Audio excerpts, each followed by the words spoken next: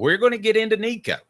And what's the major reason why he had a major malfunction in Fayetteville? 4 Downs brought to you by Varner Ford is now. 4 Downs. 4 questions. 4 answers. The Dave Hooker Show. 4 Downs. A presentation of OffTheHookSports.com. All right, so Jimmy, here's what I would like to do. And I'm going to throw these at you guys as reasons that Nico did not play well against Arkansas and didn't play all that grand against Oklahoma either. First of all, Cooper Mays, before you set us up on the Downs, what should people do? Cooper Mays here. Hit like and subscribe. Thank you, Coop. Coop here. First down. All right. Wrong offensive coordinator. That means no Alex Golesh. Jimmy, is that a fair reason, excuse that Nico has not played at a high level and that Tennessee's quarterbacks haven't played as at a high of a level as they did with Hendon Hooker in 2022? I don't know if I think it's fair to say that's why Nico's not playing as well. I think it's fair to say it's a contributing factor to why Tennessee's offense has not been as efficient. I think one of the strengths of Alex Golesh wasn't necessarily developing quarterbacks. I thought it was game planning. I thought it was identifying a defense's weakness. I thought it was taking advantage of the defense's weakness. I thought it was being able to run a scheme that would line up Jalen Hyatt on the slowest defensive back for Alabama. I thought those were the strengths that he had. Now, does that contribute maybe to the quarterback being successful? I get that. But I thought the strength of Golesh was in game planning and helping with play calling. And so I do think Tennessee misses that. And I guess in a residual manner, that has also affected the play of Nico. Caleb, I would agree with that. We haven't seen as many creative plays, say the Princeton Fant down around the goal line. I just haven't seen as much of that. I didn't think that was the case last year. Now I do. Caleb, what do you think? I 100% agree with you guys. And as a matter of fact, I would add to that. Do you guys remember a couple of years ago, this would have been back in 2021 when Tennessee, it seemed like they scored on the first possession. And actually 2022, they scored on the first possession of every single drive, of every single game, excuse me. They would score a touchdown. It seemed like, didn't it seem like they had a much more scripted first 2 drives of a game than they do now, where they would score early and often, and then the defense would start to panic and have to adjust, and that would allow them to really dictate the tempo. I would ask both of you, does it really seem like they have a scripted game plan their first 2 drives this year of games? I think it's not as successful. It's scripted. But here's the thing. Going into the Arkansas game, Tennessee had outscored its opponent 78-3 in the first quarter. They outscored Oklahoma 10-3 in the first quarter.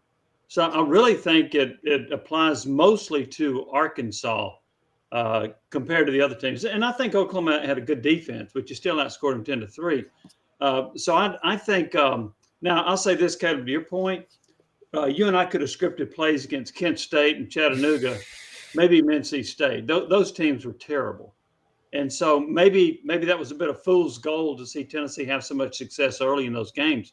But whatever they did against, and I think Arkansas, and I agree with what the coach said, I think Arkansas threw some looks at Tennessee that they were not anticipating. I think it confused Nico. I think it confused the offensive line. I'm not so sure it didn't confuse the coaches as well. That's scary on a lot of different fronts. All right, let's give it the next reason / excuse why Nico hasn't played at his best. What down, Coop? Cooper Mays here. Second down. Thank you, Coop. Always bringing the energy. Not enough help, in particular, the offensive tackle play specifically. It's as bad as I can remember it in recent years, Jimmy. Yeah, so here, neither tackles played very well. And by the way, those tackles are making a whole lot of money. They're not earning it. But here's what you got to do in that situation. You've either got to throw quicker passes or you got to help them. You got to help them with a running back, chipping. You got to help them with a tight end. You got to do something. Maybe a quick pop over the middle. But you've got to do something to help them because these tackles right now are not very good. And they were supposed to be good players, but they have not played at that level. They've been banged up. Maybe that's contributed to them. but I heard Will Overstreet, who was an excellent pass rusher at Tennessee, played in the NFL. He said that with Lance Hurd, he does not have good feet, so you can go around him. And he said with John Campbell, he sets too wide, so you can fake a wide rush, cut inside, and beat him. He said it's pretty simple. So if it is that simple, one, Tennessee coaches need to recognize it. And secondly, they've got to do something to help these tackles. Caleb, what do you think of the offensive tackle issue? Well, Jimmy, I'm third, and I'll just ask you this straight up. If those are the cases, what the heck did they give them a bunch of NIL money for? I mean, you threw NIL money at 2 tackles. Great question. Yeah, and I don't know this to be fact, but I've heard that Hurd is making 7 figures. That seems ludicrous to me. A 5-star player who couldn't win a starting job at LSU, and I know LSU's tackles are good, but come on. And then Campbell is a good talent. He's a talented player. I thought he had a better year a year ago than he has had this year, but maybe some of the injuries have contributed to him struggling so far. But that's a great question, Caleb. Why are you paying that much money for 2 tackles that are not being productive? Very true. And I think that $1 million number is right on the mark. I think they've got another guy making $1 million that only has 1 sack, but that's a different discussion. He's impacting the game. He's playing very well, Dave. Okay. Still 1 sack. Oh, all right. What next, Coop? Tennessee center Cooper Mays here. 3rd down. All right. He'll be the all SEC center by the end of this thing, Jimmy. I promise you that. How about Josh Heupel not using him right, which you kind of alluded to?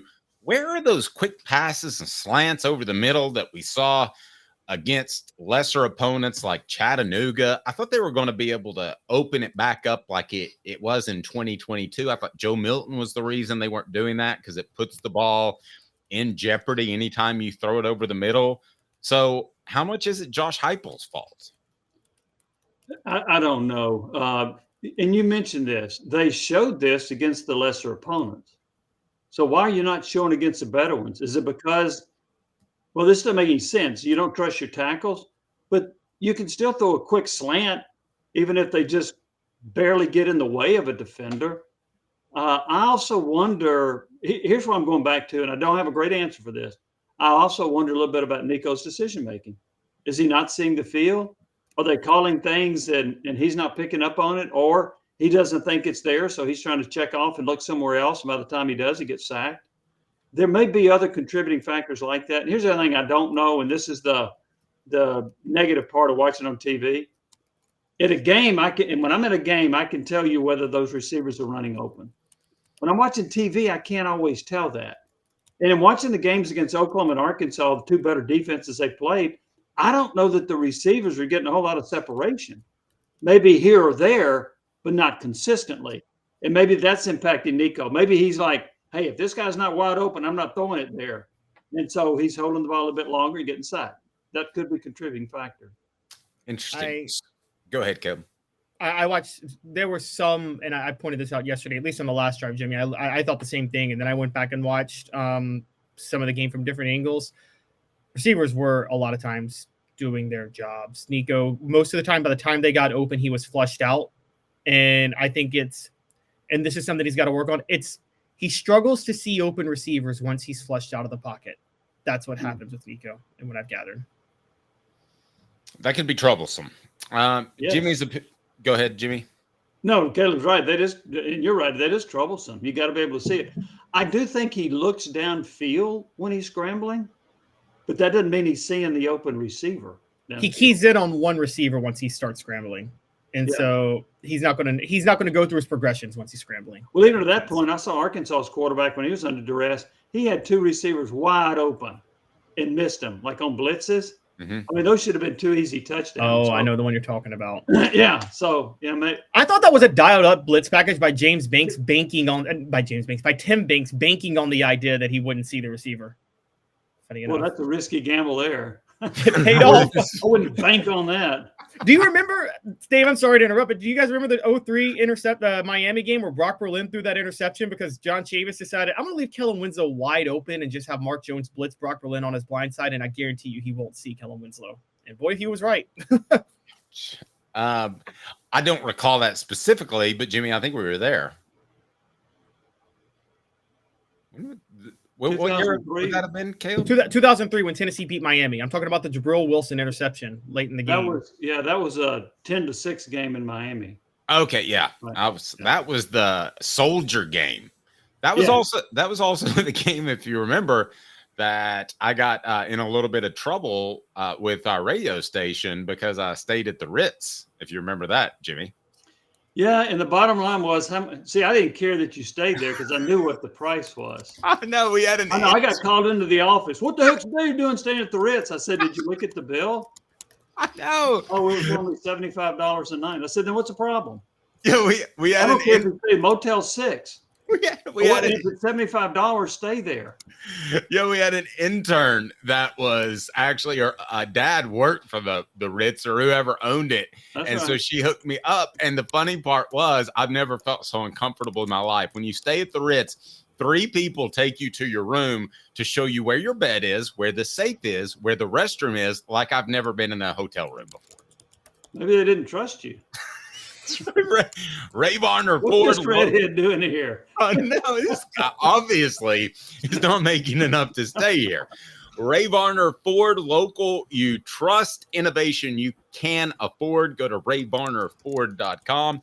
That is rayvarnerford.com. What down is next, Coop? Possession down. All SEC center Cooper Mays here.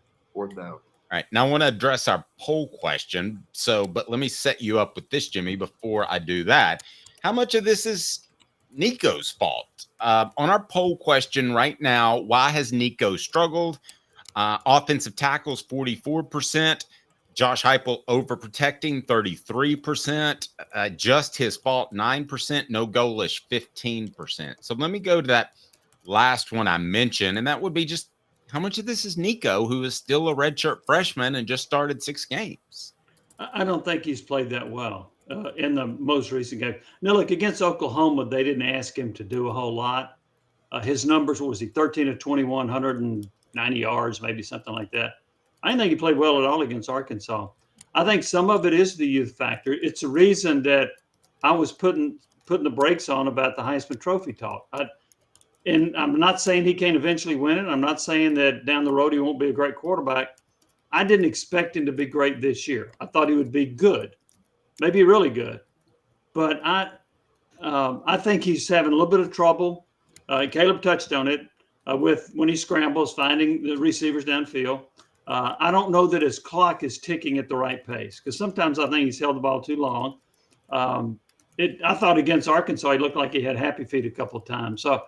And I think sometimes defenses have looked at him. He didn't adjust to quickly enough, which I think will come with experience. I actually think in the second half of the year, he's going to be a better quarterback than he's been the first half. But right now, I think he shares a considerable amount of blame. But again, he's a young player who's not faced a lot of this adversity and faced a lot of defenses yet. I think he's going to learn from this. Let's go back to the goalish thing for a second, if we may. I thought at the time, hey, this is Josh Heupel's offense. It doesn't matter. They promote Joey Halsley from within, which I thought was a necessity if it is Heupel's offense, because you don't want somebody else in there doing something vastly different than what you've done and been successful with. But what do you think Goalish brought to the table based off your sources, and how much are they missing that not only this year but last? The 2 things, game planning and identifying a defense's weakness. I think he was really good at that, and I think they missed that. Having said that, when Josh Heupel was at Missouri running the whole thing pretty much by himself, they were great. And he at Central Florida, they were very good on offense too. And so at Tennessee, without Goalish, they have struggled the last 2 years. I put most of last year on Joe Milton not fitting the system. I do think Nico fits the system, but I think they missed Goalish from those 2 areas, and I think that has shown up so far. Oh, that's good stuff. The show represented by Banks & Jones, Tennessee's trial attorney, banksandjones.com, and they will bring you today's tough question. Before that, let's just each give our take real quick. So what's the biggest reason for Tennessee struggles? I just want to go down the list real quick. Is it the tackle? Is it the lack of help? No Alex Golesh, Josh Heupel overprotecting, or Nico just being young? I'm going to say the lack of help on the offensive line in particular. Jimmy changed my mind. I was previously going to say overprotecting, but based off what he said and his knowledge, I think it's Golesh. And I said that would not be the case, but I'm backtracking. What's your take, Jimmy? I'm going to go offensive tackles. I think when they're that bad, it impacts. It's almost like having bad cornerbacks in a secondary. If they're bad in the secondary, what do you do to cover for them? Now, having said that, I think Tennessee has to coach around that. And I don't think they've done a good job coaching around it to help those offensive tackles. Completely agreed.